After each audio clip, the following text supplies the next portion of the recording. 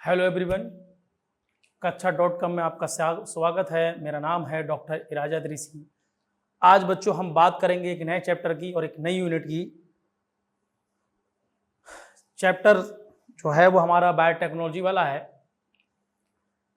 तो सीधे मैं इसको पढ़ाता हूँ सिर्फ बायोटेक्नोलॉजी के नाम से। ठीक है, तो इसमें दो चैप्टर हैं, एक बायोटेक्नोलॉजी और दूसरा बायोटेक्नोलॉजी का एप्लीकेशन है। ठीक है, तो हम लोग सबसे पहले अभी इससे पहले जो हम लोगों ने डील करा वो डील यू करा कि उसके अंदर हमने देखा कि कैसे माइक्रोब्स काम करते हैं, कैसे नहीं करते हैं। तो उसके बाद हमने चैप्टर में तमाम चीज़ों को देखा। तो आइए सबसे पहले मैं यहाँ पर सीधे लिख दूँ बायोटेक्नोलॉजी। पूरे दोनों चैप्टर को हम बायोटेक्नोलॉजी के नाम से ही पढ़ते हैं, हालांकि एनसीईआरटी में अलग अलग तरीके से उसका नाम दिया हुआ है और उसको एक्सप्लेन किया गया है। ठीक है, तो आइए शुरू करते हैं। मैंने सीधे लिख दिया बायोटेक्नोलॉजी। तो सवाल यह है कि सबसे पहले बायोटेक्नोलॉजी की हमें जो पढ़ना होगी वो पढ़ना होगी डेफिनीशन।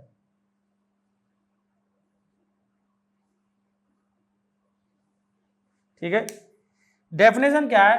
ह्यूमन वेलफेयर के लिए, ह्यूमन के लिए, सीधे लिख दो ह्यूमन के लिए या ह्यूमन वेलफेयर के लिए, लिविंग ऑर्गेनिज्म और उनके एंजाइम का इस्तेमाल करना, यूज करना। ठीक है, ह्यूमन के लिए लिविंग ऑर्गेनिज्म और उनके एंजाइम का यूज करना, प्रोडक्ट और प्रोसीजर डेवलप करने के लिए, प्रोसीजर पैदा करने के लिए। ठीक है, टेक्निक का इस्तेमाल करना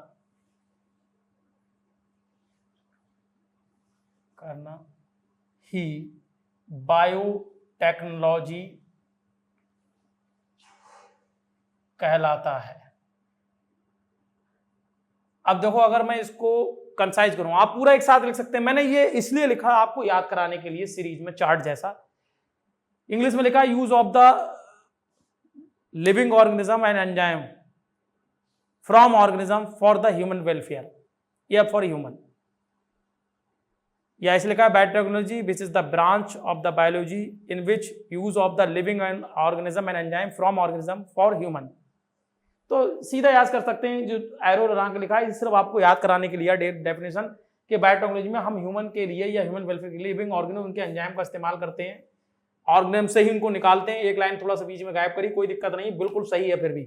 ठीक है, ह्यूमन के लिए और लिविंग ऑर्गेनिज्म और एंजाइम का इस्तेमाल करते हैं, प्रोडक्ट और प्रोसीजर डेवलपमेंट, ऐसी प्रोडक्ट बनाए जो हमारे काम आए, ऐसी प्रोसेस डेवलप हो जाए, ऐसे प्रोसीजर डेवलप हो जाए जिससे आसान हो जाए जिंदगी। ठीक है, ठीक है, प्रोडक्ट और प्रोसीजर पैदा करने के लिए टेक्निक का यूज करना ही बायोटेक्नोलॉजी कहलाता है। क्लियर?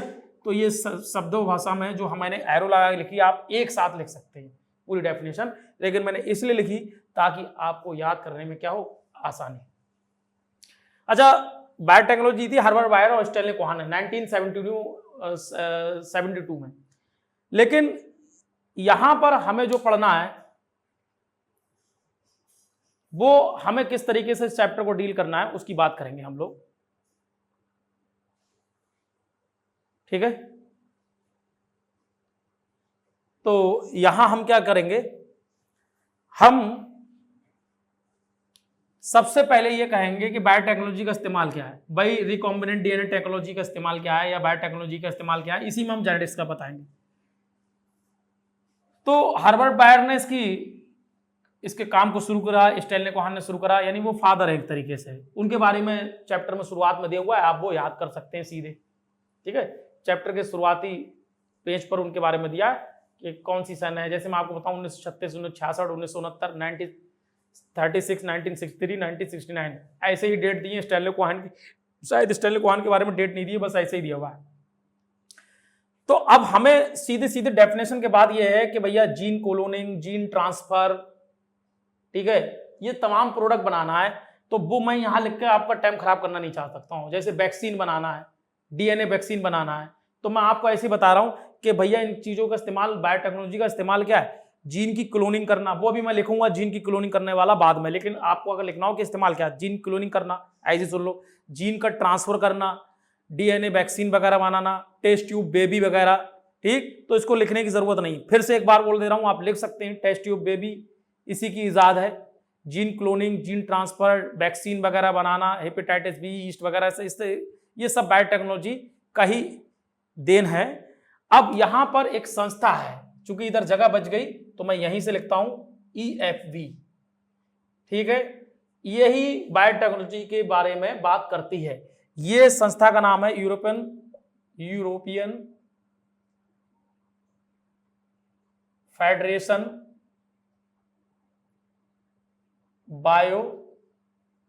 बायोटेक्नोलॉजी। पहली बात तो इसकी फुल फॉर्म आ जाएगी, यूरोपियन फेडरेशन बायोटेक्नोलॉजी। पहली बात तो इसकी आ जाएगी फुल फॉर्म, जो कि आपसे पूछी जा सकती है पेपर के अंदर 1 नंबर में। इसके 2 व्यू हैं, मतलब ये बायोटेक्नोलॉजी किस तरीके से देखती है। एक है ट्रेडिशनल व्यू और एक है इसका मॉडर्न व्यू। ट्रेडिशनल व्यू वही है कि जैसे आप लोगों ने एक तरीके से ग्रीन रिवोल्यूशन पढ़ा था ना, उसके अंदर प्लांट का क्रॉस करा रहे हैं और ये वो, उसी तरीके से ये उस चीज को देखती है। लेकिन हमें ये ट्रेडिशनल व्यू नहीं पढ़ना है, हमें पढ़ना है मॉडर्न व्यू। ठीक, और मॉडर्न व्यू के अंदर ये किस किस चीज की बात करती है इसको पढ़ना है। जैसे ये नेचुरल साइंस की बात करती है मॉडर्न व्यू को। ठीक है, ये ऑर्गेनिज्म की बात करती है, पूरे ऑर्गेनिज्म, इसके बारे में बात करना है। मतलब मॉडर्न व्यू क्या बात करना चाहता है, नेचुरल साइंस के बारे में, ऑर्गेनिज्म के सेल और उसके पार्ट के बारे में, और मॉलिक्यूलर एनालॉगस, इसको मैं समझाऊंगा। जैसे मैंने कहा 1 2 3 नंबर है, और ये तीनों को तीनों क्या बनाते हैं, स्टार। यानी बहुत सारी अलग अलग चीजें एक ही प्रोडक्ट बनाती हैं। जैसे दुनिया, जैसे हमारे शरीर में क्या है, कोई हार्मोन है तो वो हमारे शरीर बनता है, लेकिन क्या कोई ऑर्गेनिज्म उसी की तरह वो दूसरा ऑर्गेनिज्म है, क्या वो भी वही हार्मोन बनाता है? किस चीज से वो हार्मोन बनाता है, वो चीज निकालकर हमारे अंदर डाल दिया, हो सकता है वो हार्मोन जिसकी हमें जरूरत थी वो खराब हो गया, वो पुर्जा। ठीक है, जैसे इंसुलिन हार्मोन, इंसुलिन हार्मोन हमारे यहाँ कम हो गया तो आर्टिफिशियली क्या बनाते हैं, कैटल से बनाते हैं, पिग से बनाते हैं, और बायोटेक्नोलॉजी का इस्तेमाल करते हैं और हार्मोन को बना दिया जाता है। कुल मिलाकर अलग अलग लोग एक ही चीज का प्रोडक्शन करते हैं। ठीक है, इसको बोलते हैं मॉलिक्यूलर एनालॉगस। ठीक है, यानी इसको जैसे कि हम जेनेटिक्स पढ़ते तो यहाँ बोलते थे पॉलीजीन, यानी बहुत सारे जीन एक ही चीज को कंट्रोल कर रहे हैं, यानी एक ही कैरेक्टर को कंट्रोल कर रहे हैं। तो मॉडर्न व्यू में ये बात है कि वो नेचुरल साइंस के बारे में बात करेगी, ऑर्गेनिज्म के बारे में बात करेगी, सेल और उसके पार्ट के बारे में करेगी, मॉलिक्यूलर एनालॉगस के बारे में मैंने समझा दिया। अच्छा, यहीं पर ये बात करती है मॉडर्न व्यू, किसकी बात करती है, जेनेटिक इंजीनियरिंग की और केमिकल इंजीनियरिंग की। हेडिंग की फॉर्म में मैंने लिखा है, किसकी बात करेंगे, ये जेनेटिक इंजीनियरिंग की और केमिकल इंजीनियरिंग की। ठीक है, शायद बहुत हल्का दिख रहा है लेकिन मैंने बोला है, लिख दिया, चूंकि यहीं पास में लिखा है इसलिए ग्रीन कलर से लिख दिया मैंने, जेनेटिक इंजीनियरिंग की और केमिकल इंजीनियरिंग की, 2 बार बोल दिया मैंने। ठीक है, alternation chemistry of genetic material, यानी इसमें अल्टरनेशन केमिस्ट्री का इस्तेमाल करते हैं। ठीक है, यूज करेंगे, इसमें अल्टरनेशन केमिस्ट्री का यूज करेंगे। ठीक है, इसमें अल्टरनेशन केमिस्ट्री का यूज करेंगे डीएनए में और फिनोटाइप को चेंज कर देंगे। मतलब वही बात है, जैसे आप म्यूटेशन करते थे, म्यूटेशन अपने आप हो रहा है किसी रेडिएशन की वजह से, किसी केमिकल की वजह से। ठीक है, किसी रेडिएशन की वजह से, किसी केमिकल की वजह से। ठीक, वो फिनोटाइप लिखा है लास्ट में, यहाँ पर फिनोटाइप बहुत दिनों से पढ़ते आ रहे हैं। ठीक है, तो इसमें हम अल्टरनेशन केमिस्ट्री का यूज करेंगे डीएनए में और फिनोटाइप को चेंज कर देंगे। यानी क्या है, कोई चीज है पहले कैसी दिखती थी अब बाद में कैसी दिखने लगी, जैसे फिनोटाइप चेंज हो जाता था, ठीक है, white flower, pink flower, violet flower, यानी वो जो अलग अलग दिख रहा है उसको फिनोटाइप, यानी तुमने डीएनए बदलाव कर दिया तो क्या है, जो बनने वाली चीज है वो भी बदल जाएगी, उसका फिनोटाइप बदल जाएगा, वो अलग तरीके का दिखाएगा। ठीक, केमिकल इंजीनियरिंग का मतलब क्या है, इसी मॉडर्न व्यू बता रहा है। ठीक है, स्ट्रायल माहौल पैदा करना, स्ट्रायल माहौल या एटमॉस्फेयर कह सकते हैं, पैदा करना, या माहौल की जगह लिखें शाब्दिक अर्थ अपना वातावरण, स्ट्रायल वातावरण, एटमॉस्फेयर पैदा करना जिससे क्या हो, ठीक एंजाइम, वैक्सीन और एंटीबायोटिक वगैरह पैदा हो सके, एंटीबायोटिक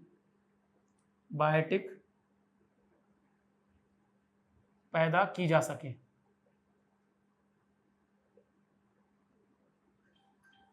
ठीक है, तो आपके एक बात ये समझ में आ गई होगी कि स्ट्रायल माहौल पैदा कर दिया जाएगा, तो जब स्ट्रायल माहौल पैदा कर दिया जाएगा, स्ट्रायल माहौल पैदा कर दिया जाएगा, तो यहां पर सवाल ये उठा कि मतलब जेनेटिक इंजीनियरिंग का इस्तेमाल जो है वो केवल डीएनए में चेंज करेंगे, लेकिन डीएनए को जो माहौल मिलता है, माहौल मिलता है डीएनए को जो माहौल मिलेगा, वो माहौल किससे मिलेगा, वो केमिकल इंजीनियरिंग से मिलेगा, ताकि जो हम प्रोडक्ट पैदा कर रहे हैं वो प्रोडक्ट अच्छा पैदा हो। कैसा पैदा हो, वो प्रोडक्ट बढ़िया से पैदा हो, उसमें जो काम करेगी वो केमिकल इंजीनियरिंग काम करेगी। तो जेनेटिक इंजीनियरिंग जो है वो डीएनए में बदलाव कर रही है और केमिकल इंजीनियरिंग माहौल पैदा कर रही है।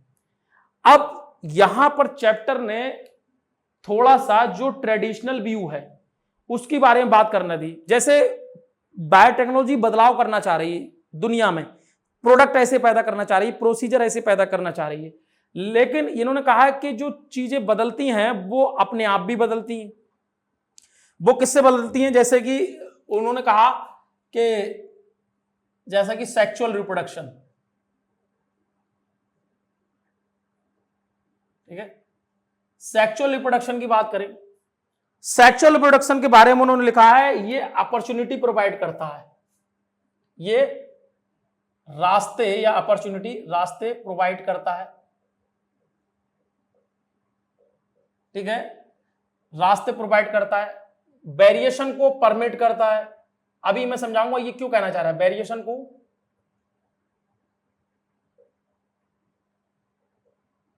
परमिट करता है, रास्ते प्रोवाइड करता है, वेरिएशन को परमिट करता है, और नए जेनेटिक रिकॉम्बिनेशन को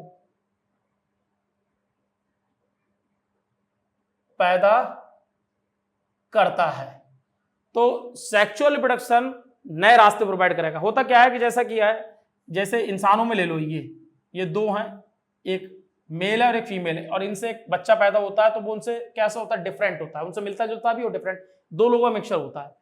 तो क्या होता है, वहां पर वेरिएशन क्रिएट हो जाता है, तो एक नई चीज पैदा हुई, जैसे किसी कोई क्या नाम जो है प्लांट ऐसा पैदा हो गया, कोई जानवर ऐसा पैदा हो गया जिसके अंदर नई खासियत पैदा हो गई। तो वेरिएशन पैदा होना, नई चीजें पैदा होना, ये सेक्सुअल रिप्रोडक्शन करेगा। लेकिन जो एसेक्सुअल रिप्रोडक्शन है, जो एसेक्सुअल रिप्रोडक्शन है, एसेक्सुअल रिप्रोडक्शन यूनिपेरेंटल होता है और जेनेटिक इंफॉर्मेशन को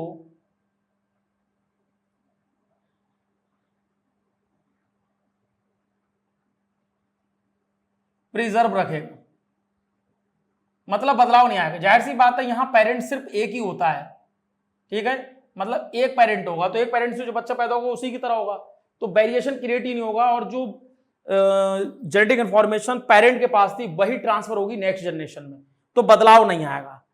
अब उन्होंने कहा कि जो तुम सेक्सुअल रिप्रोडक्शन की बात कर रहे हो, तो वो हम लोग ट्रेडिशनल हाइब्रिडाइजेशन के अंदर पढ़ते हैं इसको, हम पढ़ते हैं इसको ट्रेडिशनल हाइब्रिडाइजेशन के अंदर। मतलब क्या है, रूढ़िवादी तरीका, पुराने तरीकों से। तो उन्होंने कहा जो तुम ट्रेडिशनल हाइब्रिडाइजेशन की बात कर रहे हो,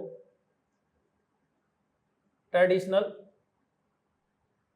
हाइब्रिडाइजेशन की जो तुम बात कर रहे हो, ट्रेडिशनल हाइब्रिडाइजेशन की जो तुम बात करना चाह रहे हो, तो उन्होंने कहा ट्रेडिशनल हाइब्रिडाइजेशन का नुकसान क्या है, ड्रॉबैक क्या है। ठीक है, सीधे मैं इसी बता दे रहा हूं नुकसान क्या है या ड्रॉबैक क्या है। यहां पर एक्सप्लोजन होता है, एक्सप्लोजन होगा अनडिजायरेबल जीन का, किसके साथ, डिजायरेबल जीन के साथ, डिजायरेबल जीन के साथ।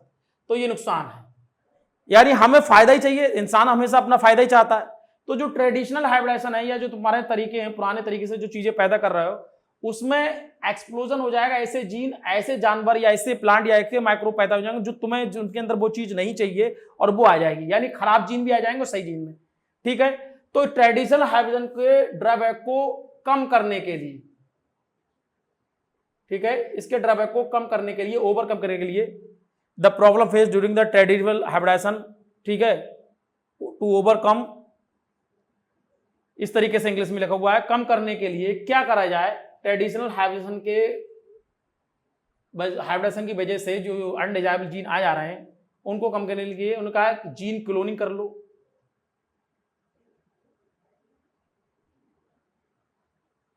जीन का ट्रांसफर, रिकॉम्बिनेंट डीएनए टेक्नोलॉजी का इस्तेमाल कर लो। ठीक है, ये सारी चीजें इस्तेमाल कर सकते हो। क्लियर? तो इससे आपकी दिक्कतें कम हो जाएंगी। अच्छा, जीन क्लोनिंग का मतलब क्या होता है, जो तुमने डीएनए का सीक्वेंस लिया है जैसे ATGC, तो इसकी मल्टीपल कॉपी बनाना, क्या बनाना, इसकी मल्टीपल कॉपी बनाना। तो जो तुम डीएनए से डीएनए बनाते हो, तो जिस डीएनए से डीएनए बनाते हो वो कैसे कहलाता है, टेम्पलेट। मैंने कहा मदर की जगह हम यहाँ टेम्पलेट बोलते हैं। तो इससे एक नया डीएनए बनाना है, तो ये कैसा है, टेम्पलेट डीएनए। तो टेम्पलेट यानी जीन क्लोनिंग का मतलब है, यानी जीन का मतलब वही होता है डीएनए का सीक्वेंस, जैसे कि ये बनाया मैंने, तो making the multiple copy of the DNA, इसे जीन क्लोनिंग कहते हैं। ट्रांसफर का मतलब ट्रांसफर ही होता है, रिकॉम्बिनेंट डीएनए टेक्नोलॉजी अभी हम लोग डिटेल में पढ़ेंगे। ठीक है, तो ये शुरुआती पोर्शन में चैप्टर में दिया है। अगर आपको वीडियो पसंद आया हो तो इसको लाइक करें, चैनल को सब्सक्राइब करें और अपने दोस्तों के साथ भी शेयर करें और बेल आइकन का बटन दबाना ना भूलें।